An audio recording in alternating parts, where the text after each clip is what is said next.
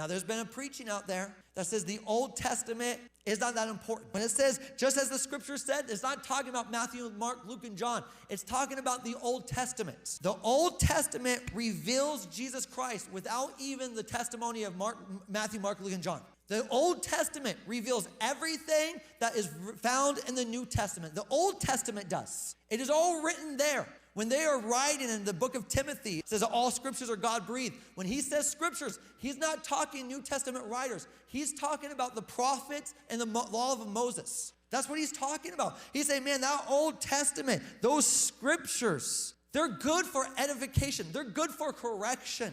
You should know them well. In fact, when Paul would sit with people, and when he's originally telling the Corinthian church, and when he was sitting here telling them at this point in this letter, he says, remember, I showed you in the Old Testament who this Jesus was. Now, there's been a preaching out there that says the Old Testament is not that important. But let me say this. All the writings of the New Testament have no foundation unless you know the Old Testament. All the New Testament, you will not have understanding without first understanding what the Old Testament was even saying. So many people are struggling reading the Old Testament because they read the New Testament and they go, okay, I see what God did, but that Old Testament God, he said he has to kill all the Amalekites, even the children. That Old Testament God, he seems really rough around the edges. What's this new God? And a lot of us have bought into this idea that the New Testament is actually a story about a new God. That's not true at all. In fact, what's happened is that some of us only know the New Testament Father in this year of great favor, in this time that he prophesies in Isaiah,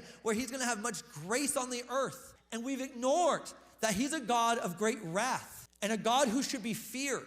And even when I talk about the fear of the Lord, I always hear the same response. Well, the fear of the Lord means respect. No, it doesn't. It means to tremble. That's what that word means, to tremble at his presence, to recognize what he's capable of. And this is the Old Testament God that so many of us have conveniently ignored.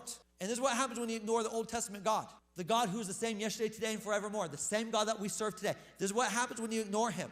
You don't have fear anymore.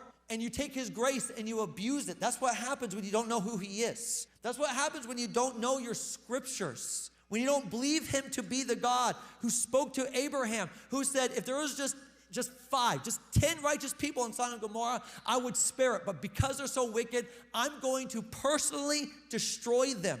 Some of us go, well, God wouldn't kill people. Some of you guys are fighting for a God that you made up because you don't know him because you've been ignoring the Old Testament. And so you've been trying to defend a God and you go, well, how do I defend him? He doesn't need your defense. I think some of us forget that God is God. He could do what he wants. If you don't like his ways, fight him.